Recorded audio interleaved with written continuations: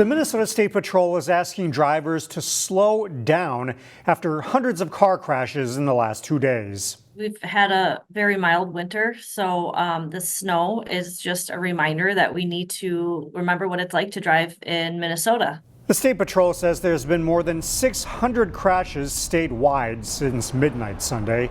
About 6 inches of snow fell Sunday night, resulting in poor road conditions.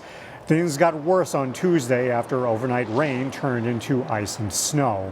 State Patrol Lieutenant Jill Frankfurth recommends drivers check road conditions online before heading out. Leave yourself extra time, make sure you're buckling up, and then increase that following distance when you're out on the road. Check your city's website for plowing and snow emergency updates.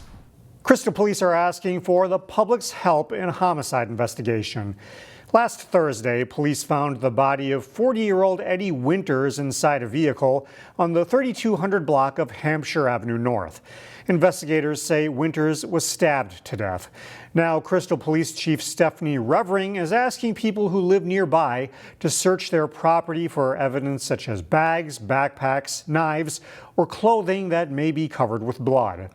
If you happen to see something, avoid touching it and call the police instead. So we really would appreciate anything that anybody finds in their yards that seems suspicious to them and that would eventually lead to us being able to attach it to our criminal proceedings with regards to this case would be very helpful. Investigators say they do have a suspect in mind, and Revering says that person knew the victim. Anyone with information should call the Crystal Police Department. A New Hope man who pleaded guilty in a robbery turned murder over a pair of shoes is trying to withdraw his plea. 20-year-old Hans Madavi pleaded guilty to murder after the Plymouth shooting of 17-year-old Essene Johnson. Co-conspirator Augustus Sirleaf also pleaded guilty and was sentenced to 23 years in prison. Madavi was scheduled to be sentenced on Monday. Instead, against the advice of his attorney, he asked to withdraw his guilty plea and go to trial. A judge will ultimately decide if he can withdraw his plea. After a long battle, many school resource officers are returning to schools. This comes after the state legislature updated a law that caused them to pull out last year. Governor Walz signed the bill on March 14th.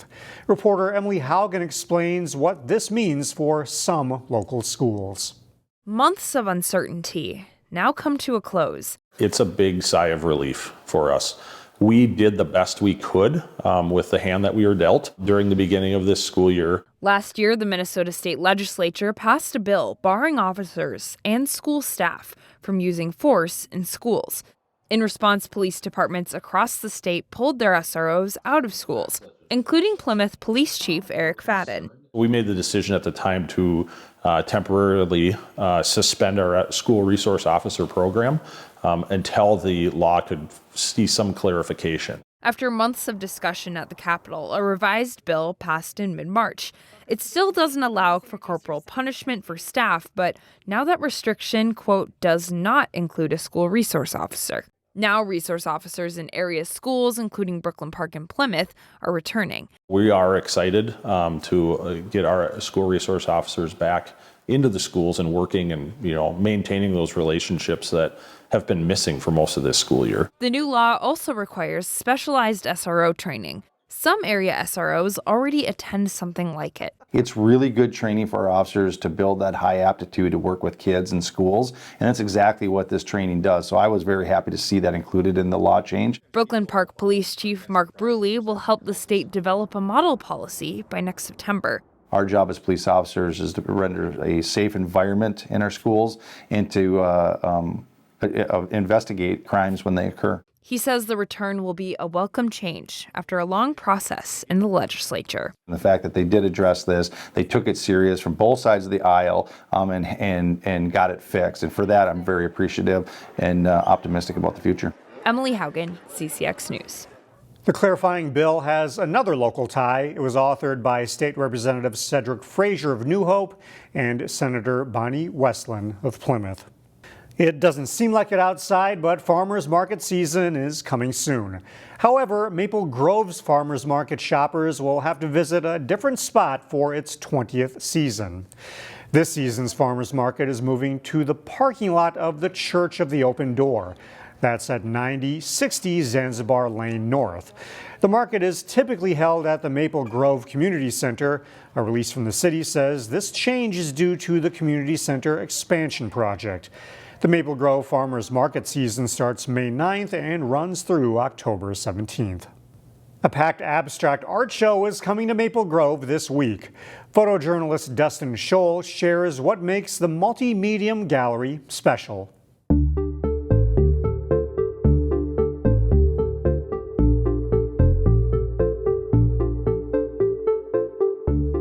This is another one of our new shows, the Abstract Show. It's huge. There's 62 pieces. I couldn't fit anything more in the gallery if I tried. Everyone takes abstract obviously differently depending on how their art style is. And you're gonna see a lot of color, a lot of motion, a lot of activity, and it's just fun to see. There's textile, there's watercolor, some couple 3D pieces. It's really cool how people interpret it. One of my favorite artists and pieces is this one here. Just the bits of gold just really pop out at you. You can look into it, it's so deep.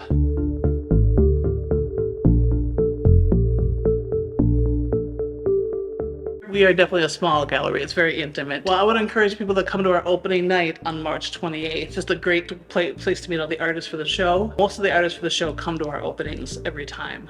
And it's great to just kind of mingle with them and hear from them firsthand what it's all about.